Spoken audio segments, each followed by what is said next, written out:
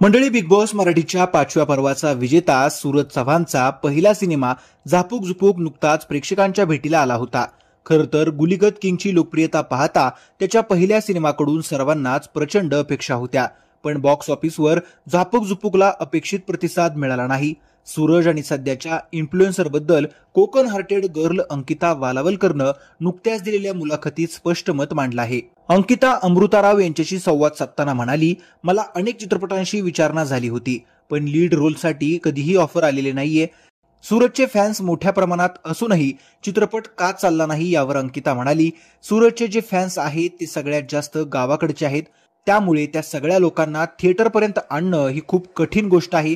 Suraj famous झाला तेव्हा वातावरण तसं होतं. सूरजचा स्वभाव, त्याचा साधेभोळेपणा सर्वांनाच आवडला म्हणून तो सर्वत्र चर्चेत आला.